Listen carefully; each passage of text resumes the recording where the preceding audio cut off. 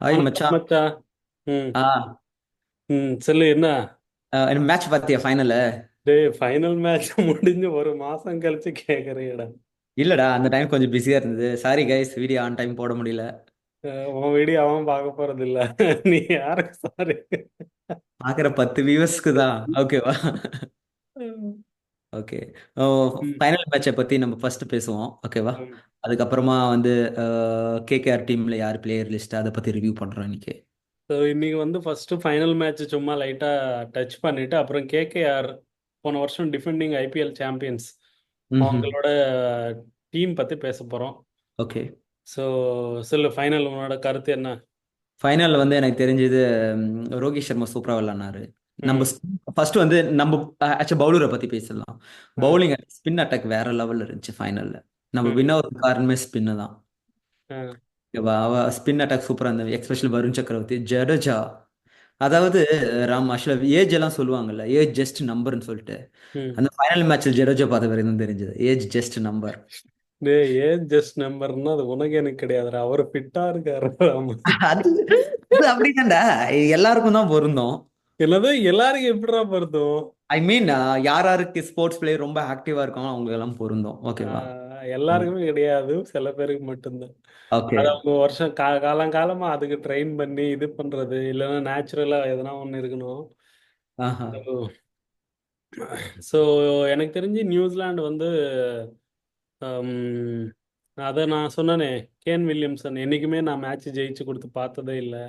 அப்புறம் ரச்சின் ரவீந்திரா நிறைய மிஸ்டேக்ஸ் பண்ணிட்டான். அவன் வந்து அடி ரொம்ப என்னது டார்கெட் பண்ணலான்னு பார்த்தா, பட் அது ஆப்போசிட்டா முடிஞ்சிருச்சு. இப்போ அவங்க ரெண்டு பேர்ல யாருன்னா நீ இப்போ எதுவா இருந்தாலும் மச்சா, நீ நம்மளா இருந்தாலும் சரி, டாப் ஆர்டர்ல ஒருத்தர் நிக்கலைன்னா மேட்ச் முடிக்க ம். கஷ்டம். ஃபர்ஸ்ட் கண்டிப்பா அந்த டாப் த்ரீல எவனோ ஒருத்த நிக்கணும், ஒருத்த ஸ்டாண்ட் அது அவுட் வந்து பண்ணும். த்ரூ அவுட் த இன்னிங்ஸ் விளையாடணும். அப்புறம் 30 ஓவர்ஸ் விளையாடணும்.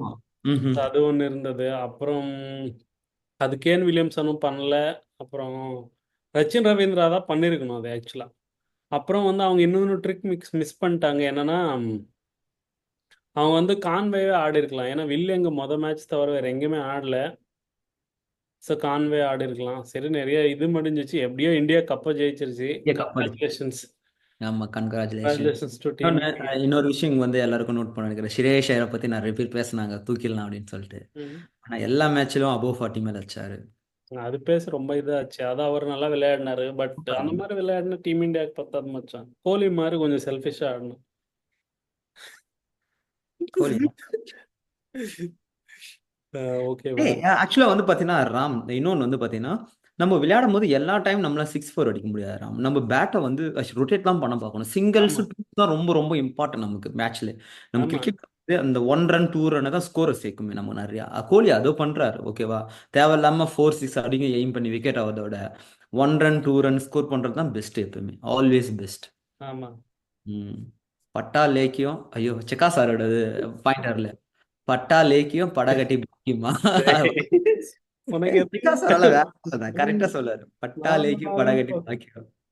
நார்மலாவே உனக்கு பேச தெரியாது. உனக்கு கருத்து எதுக்குடா உனக்கு? இல்லடா, சும்மா அவரை பத்தி பேசலாம், சாரை பத்தி பேசலாம் அப்படின்னு.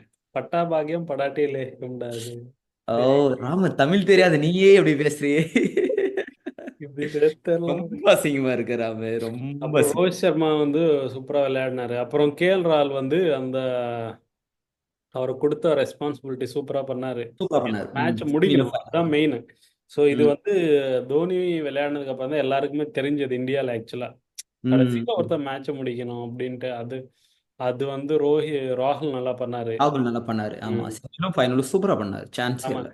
ஆனா என்னை பொறுத்த வரைக்கும் குலதீப் தான் மெயின். ம். 2 விக்கெட். எல்லாரும் கேட்டாங்கல்ல குலதீப் எதுக்கு எதுக்குன்ட்டு. அவங்கள ஆனா செவுலே அரைஞ்ச மாதிரி ஒன்று ஆமா, விட்டு அதேதான். 2 விக்கெட். அந்த இன்னொன்னு. 2 விக்கெட் எடுக்கலன்னா ஈஸியா அவங்களால இன்னும் 50 ரன் வித்தியாசம் மச்சான். ஆமா, 50 ரன் அடிச்சிருந்தாங்கன்னா நம்ம டஃபா இருக்கும் மேட்ச். டஃபா இருக்கும். ம். இன்னொன்னு, நம்ம வந்து ஃபர்ஸ்ட் டைம் நம்ம இதுக்கு நம்மளும் ஆக்சுவலா வீடியோ பண்ணோம், எதுக்கு 4 ஸ்பின்னர், எதுக்கு 4 ஸ்பின் நிறைய ஆமா, பேசணும். நம்மளே பேசியிருந்தோம். பட் வந்து உண்மையிலே நம்ம ஐசிசி டீம் சார் நம்ம பிசிஎஸ்சி டீம் சூப்பரா தான் எடுத்திருக்காங்க. ம். அட்டாக் வேற லெவல் இருந்துச்சு, சான்ஸே இல்லை. ஸ்பின் அட்டாக் தான் ஃபைனல்ல ஆமா. செமியில சூப்பர். ஸ்பின் அட்டாக் அப்புறம் ப்ராப்பர் டைம்ல வருண் சக்கரவர்த்தி கொண்டு வந்தது அதெல்லாம் ம். பயங்கரமா நம்மளுக்கு பயங்கரமா பாசிட்டிவா இருந்தது, முடிஞ்சது. சூப்பரா இருந்தது அதெல்லாம். ம். அவரோட வேரியேஷன்ஸே பிக் பண்ண முடியல யாராலுமே. ஆமா. ஸோ அது ஒன்று.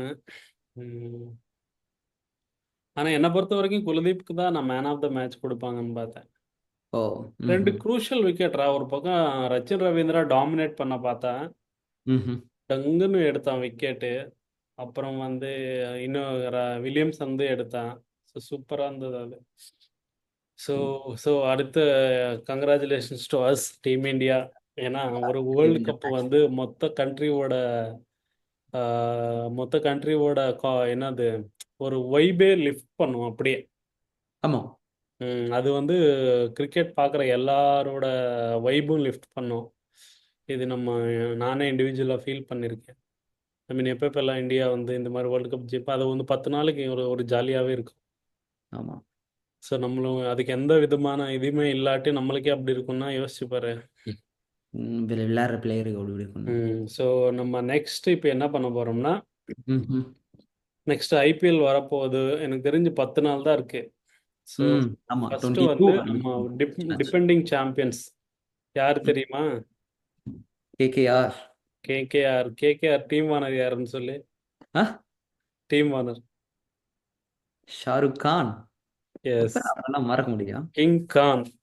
யா, கிங் ஸோ கான். அது வந்து இன்னைக்கு கேகேஆர் வந்து ப்ரிவ்யூ பண்ண போகிறோம். போன வருஷம் டிபெண்டிங் சாம்பியன்ஸ். இந்த வருஷம் டீம் எப்படி இருக்கு, யார் யாரெல்லாம் ரிட்டைன் பண்ணாங்க, யார் யாரெல்லாம் வந்து புதுசாக வந்திருக்காங்க அட்லீஸ்ட் பார்ப்போம்.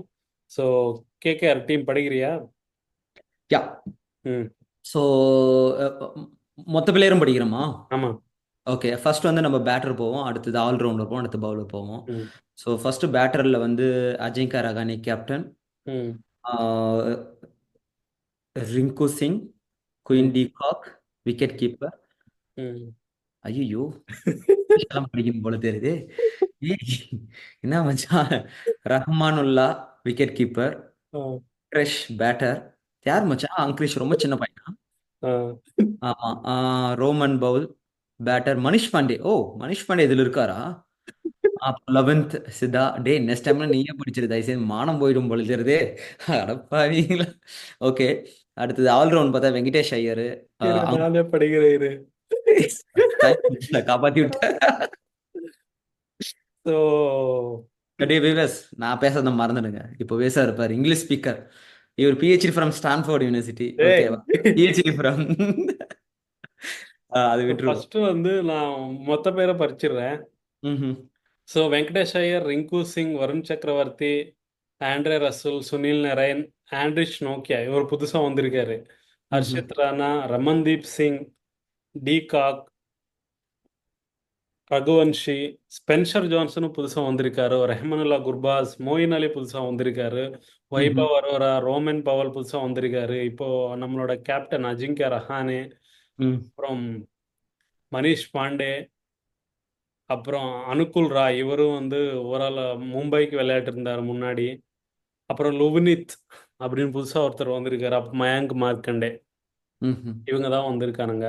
ஓ, சூப்பர். ஸோ இப்போ என்ன பண்ண போகிறோம்னா, ஒரே செகண்ட், நானும் நம்ம பண்ணுறல ஆகு.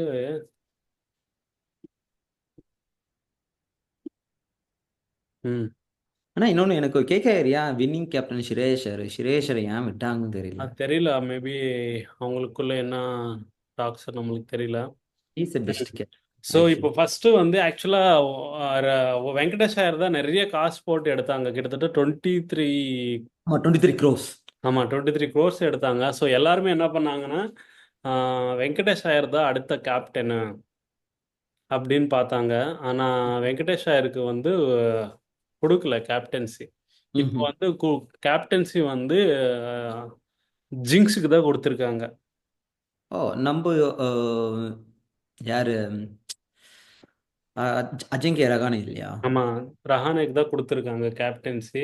ஓ, ஸோ ஜிங்ஸா? இது அவர் வந்து பிசி ஐ மீன் சும்மா இந்தியன் கிரிக்கெட்ல ஜிங்ஸ்ன்னு சொல்லுவாங்க. ம். ஸோ ஸோ ஃபர்ஸ்ட் என்னன்னா என்னை பொறுத்த வரைக்குமே வந்து ரஹானே வந்து சூப்பராக கேப்டன்சி பண்ணுவார். ம். ஏன்னா நான் நிறைய வாட்டி பார்த்தேன். ஃபர்ஸ்ட் பிஜிடி ஜெயிச்சதே அவர்தான். ம். அப்புறம் வந்து அதுக்கு முன்னாடி யாரு கூடன்னு தெரில, தர்மசாலால விராட் கோலி இல்லாதப்போ டீம் வந்து சூப்பராக விளையாட வைப்பார். அவரே வந்து டக்கு டக்குன்னு அடித்து ஒரு 30-40 ரன் டெஸ்ட்டில் சீக்கிரம் அடித்து ஒரு மேட்ச் வின் பண்ணி கொடுப்பாரு. அப்போ தான் குல்தீப்போட டெபியூ மேட்ச் இது எனக்கு நல்லா ஞாபகம் இருக்குது. ஸோ அவர் கேப்டன்சி நல்லா பண்ணுவாங்க. ஆனால் ரெண்டாவது என்ன பேசுகிறாங்கன்னா, அவர் முன்ன இருக்கிற ஃபார்மில் இல்லை. ஸோ அவர் இப்போ டீமில் இருக்கிறதுனால இன்னொரு பிளேயரை விளையாடாம போவாங்க அப்படின்னு சொல்லுவாங்க. அங்க ரகுவன்ஷி வந்து போன ஐபிஎல்ல 2 மேட்சோ 3 மேட்சோ தான் விளையாடினாரு. ம்ஹ்ம். ஆனா சரியான கான்ட்ரிபியூஷன், செம்ம குவிக் ஃபயர் 40-50 அந்த மாதிரி அடிச்சாரு. ம்ஹ்ம். So அது ஒரு டாக்கா போயிட்டு இருக்கு. ஸோ அது வந்து எப்படி காம்பினேஷன் ஒர்க் ஆகும்னு தெரியல. ம். ஸோ அதுக்கப்புறம் வந்து ஆப்வியஸ்லி வெங்கடேஷ் ஐயர் வந்து வைஸ் கேப்டன். மேபி இந்த வருஷம் அவரை ட்ரெயின் பண்ணி அடுத்த வருஷம் வெங்கடேஷ் ஐயர் கேப்டன்சி கொடுக்கறதுக்கு வாய்ப்பு இருக்கு.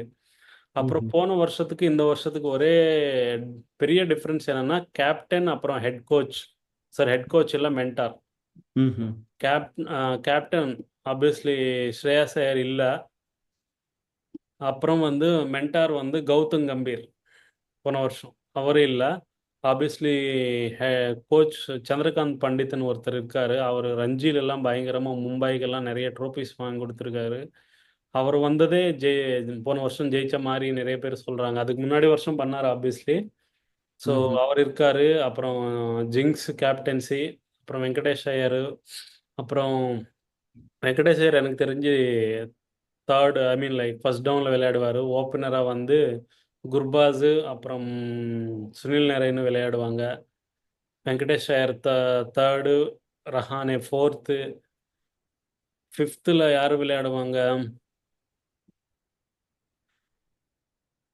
சொல்லு. மனிஷ் பாண்டே. மனிஷ் பாண்டேலாம் விளையாட மாட்டாங்க. என்னடா சொல்ற?